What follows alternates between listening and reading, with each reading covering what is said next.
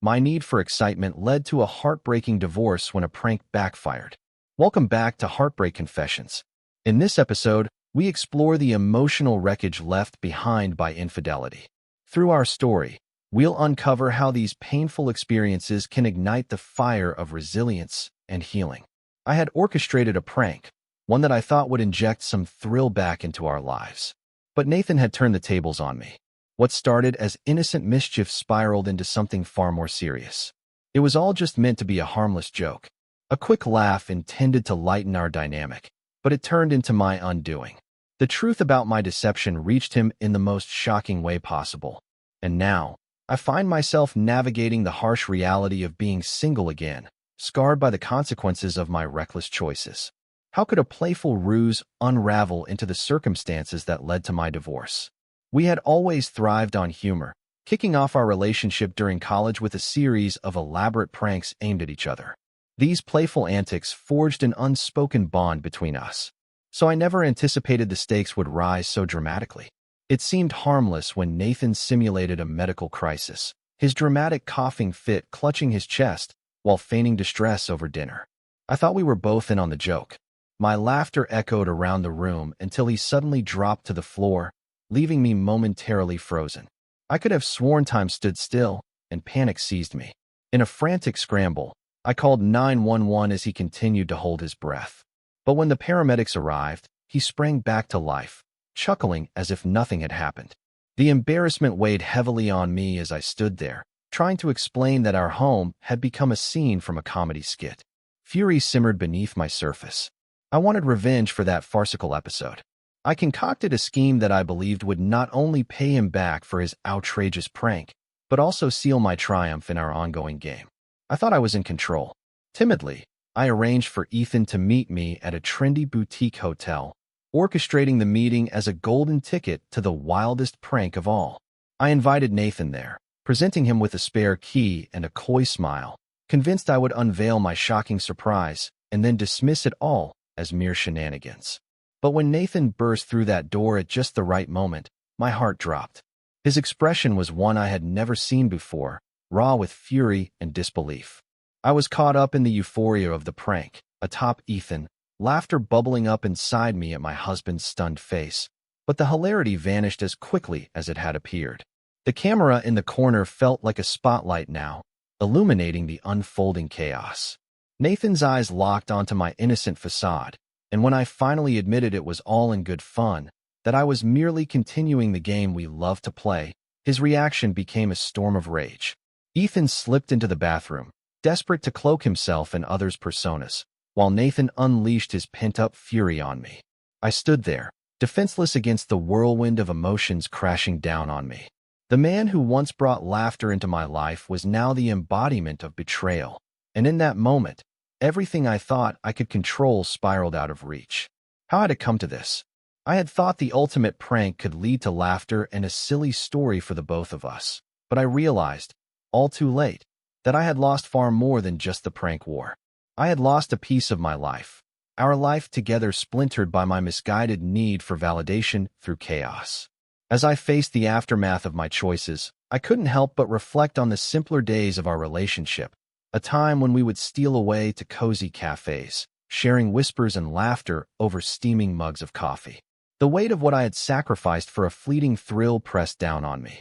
My heart ached for the laughter we once shared, now overshadowed by the shadows of betrayal and shame.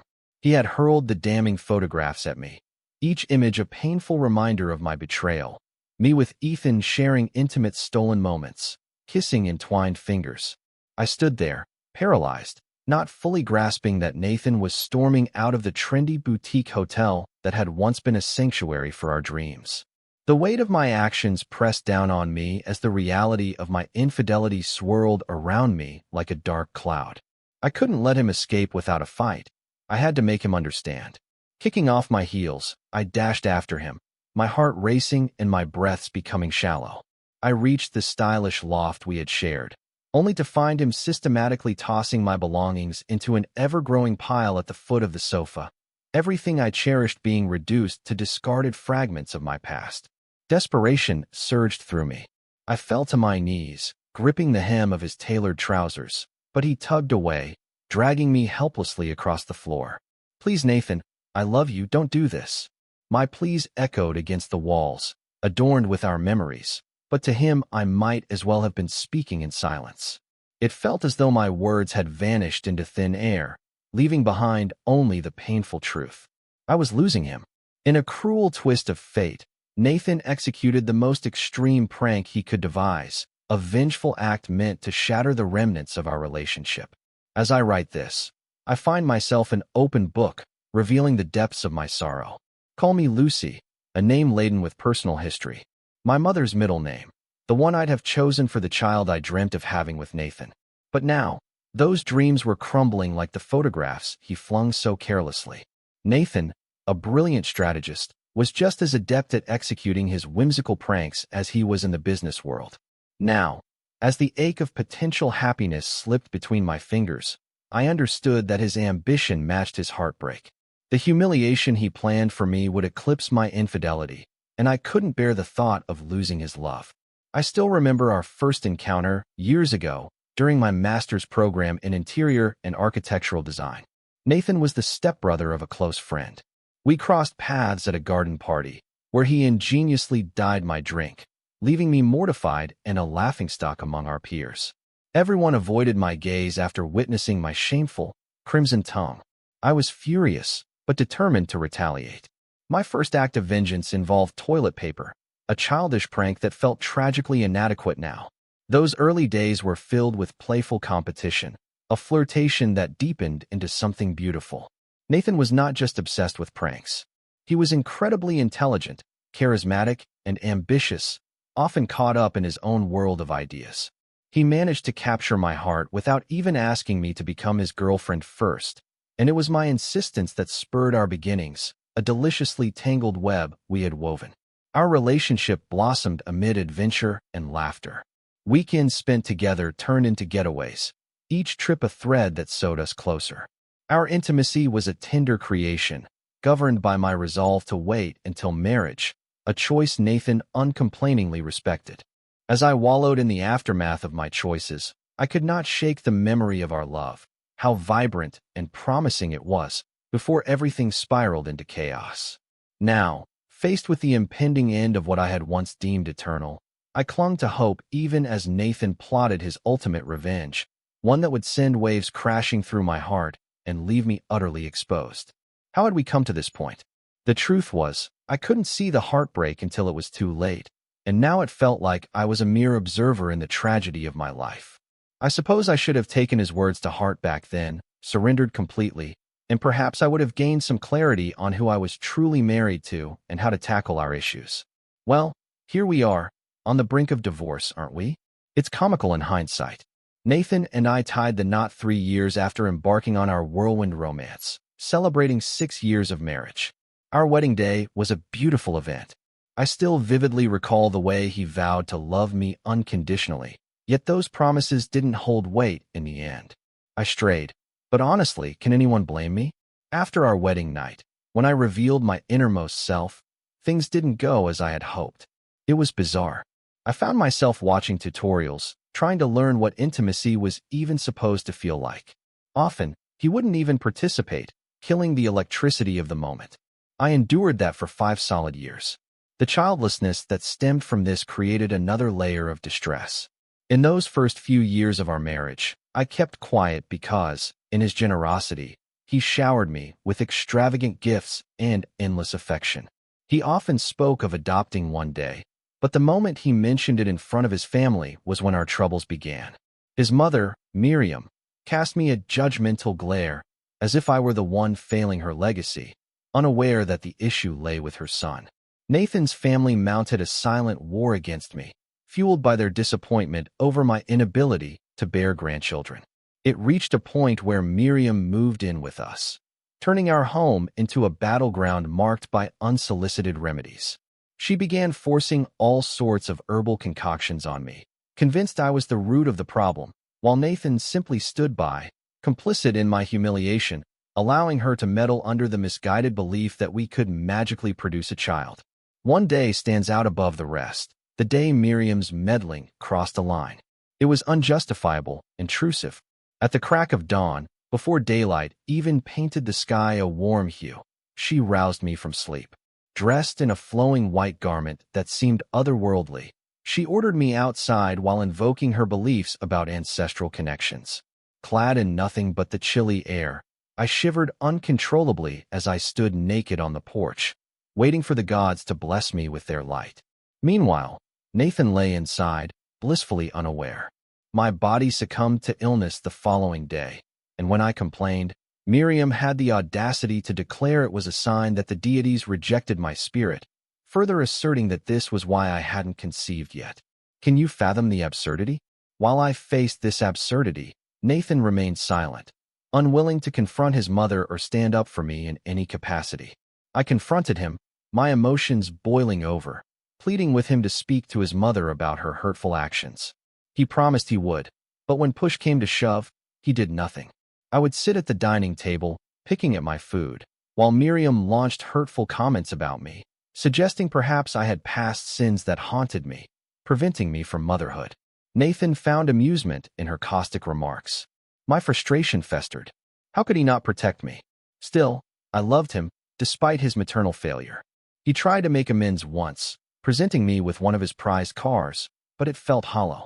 We maintained our playful banter, continuing our silly little pranks, and creating fleeting moments of happiness. Yet Miriam's constant interference never ceased. It reached a boiling point when she invited a girl she claimed was a friend's daughter over for dinner, a blatant disregard for our relationship. Nathan sat by as she welcomed this stranger into our home, offering no protest or explanation. That night, I stepped out of the stylish loft I shared with Nathan, leaving behind a whirlwind of distress. It wasn't just a momentary escape, it was an impulsive plunge into the depths of recklessness. I met up with a few friends at our favorite cocktail bar, where laughter and clinking glasses echoed in the dimly lit space. That was where I first laid eyes on Ethan. He was striking, a beacon of youthful energy, and he effortlessly charmed me into accepting his offer to buy rounds of drinks. Moments later, I found myself exchanging numbers with him. I hadn't gone out with intentions. Deep inside, a part of me was still tethered to Nathan, who was likely feeling the weight of his mother's overbearing expectations while she was at our apartment. When I returned home that night, the atmosphere was defining. Nathan stood with tension radiating from his tall frame, explaining how he'd sent his mother and that girl away. He pleaded for my forgiveness, claiming he couldn't tolerate disrespect toward me. All his efforts were for me, yet here I was, spiraling into chaos like a ship lost in turbulent waters. Life resumed its rhythm over the next few weeks. Nathan had facilitated my position at the upscale furniture company, where I thrived as the catalog manager. My work eventually allowed me to showcase my interior design skills to clients, painting their spaces with flair and creativity. But one fateful day, while I was immersed in a renovation project, the universe conspired against me. Among the delivery team unpacking the exquisite furniture was Ethan, the same man from the bar. He swaggered in, confidence radiating from him, igniting thoughts I desperately tried to suppress. The sight of him stirred something deep within me, and I couldn't dismiss the rush of attraction that enveloped me. I should have cleared my mind of such foolishness and sent him packing. Instead, I found myself texting him, knowing full well the abyss I was willingly jumping into. I was fooling myself, desperate for comfort, after the turmoil and grief Nathan's mom had forced into our lives. I sought out a distraction, a shoulder that didn't belong to my husband. I was willingly beckoning my own damnation. With Nathan gone on a business trip, I seized the opportunity to meet Ethan again. That date was an exhilarating departure from my usual life. I chose the dishes I craved and paid my own way. Underneath bright lights and surrounded by strangers, it felt liberating to be myself, until the lines were crossed and I succumbed to temptation.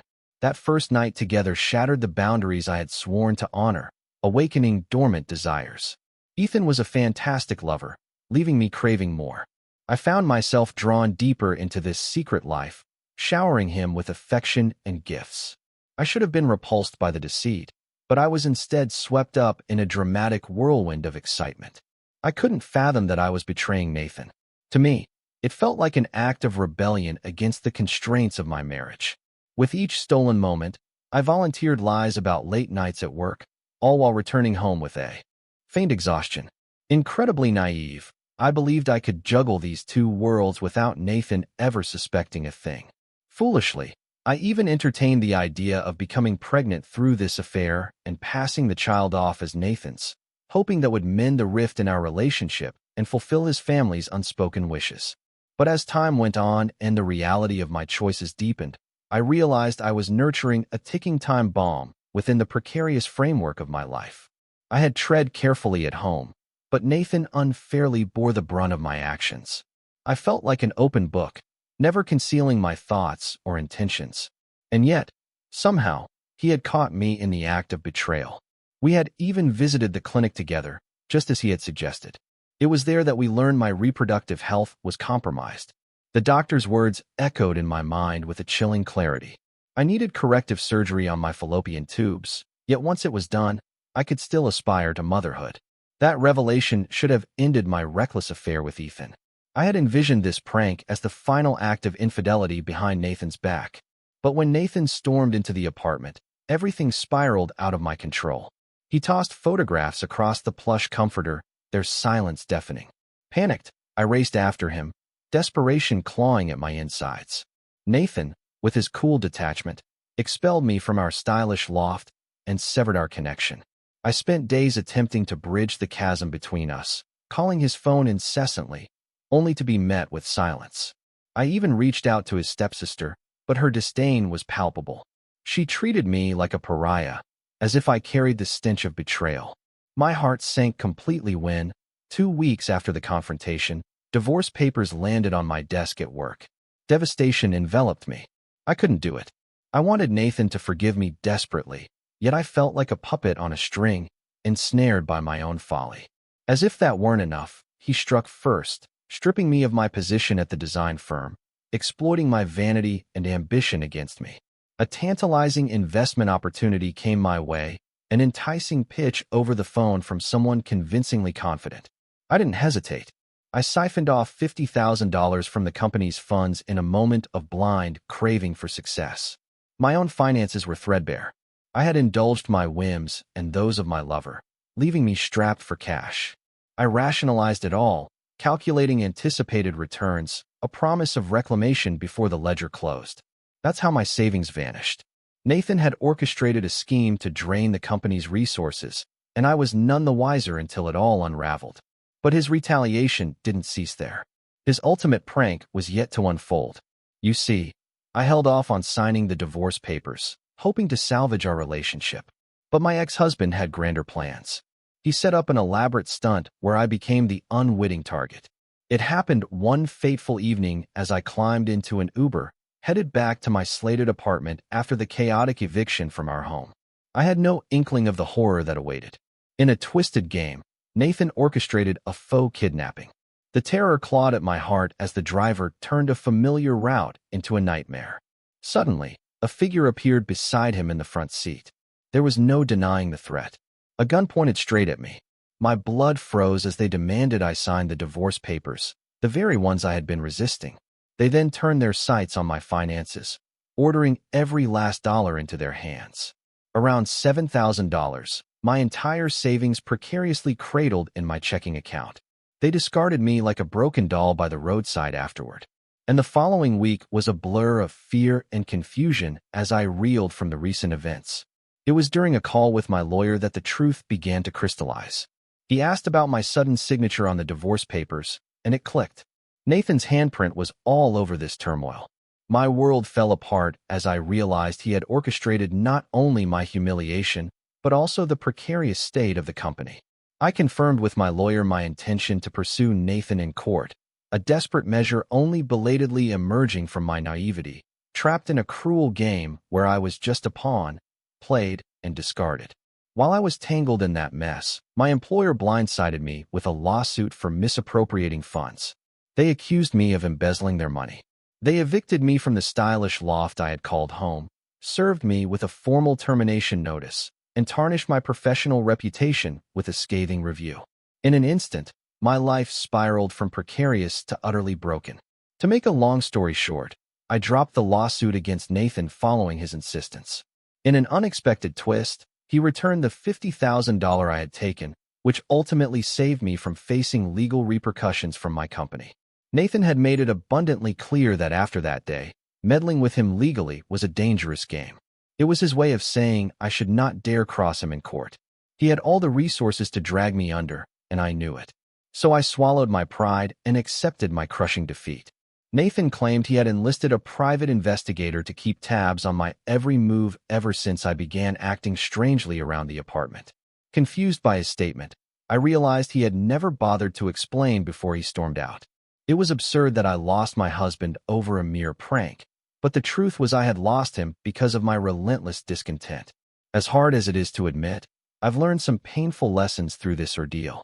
Now, I find myself back in my childhood home, grappling with the stigma of being a divorcee and the heavy burden of unemployment. My phone hardly rings. My friends are all wrapped up in their busy lives, probably whispering about my failures. My father has gone silent on me, and my mother can't help but shake her head in disappointment as I pass her in the hall. The weight of my actions hangs over me like a storm cloud. If you happen to be contemplating a similar misstep, please think about the lasting fallout. I can only hope that someday I'll find a way out of this suffocating sadness that has settled deep within me. In a moment of despair, I found myself wandering around the vibrant city in search of a spark of inspiration. I ended up at a cozy cafe, the walls adorned with abstract art, and the air filled with the rich aroma of freshly brewed coffee. It was here that I saw Ethan, casually sipping his drink, his laughter infectious. He was a bright spot in the midst of my turmoil, effortlessly bringing life to the mundane surroundings. As we struck up a conversation, I felt a flicker of something human again, a stark contrast to the coldness that had enveloped my life. Yet, nagging at the back of my mind was the realization that inviting this new energy could lead me down a precarious path once more. I had to tread carefully. After all, I had sworn that the lesson of love and betrayal would never leave me unexamined. Thanks for being part of the Heartbreak Confessions community. Every story shared helps us all grow. Share your thoughts in the comments, like the video, and subscribe for more impactful tales. See you next time.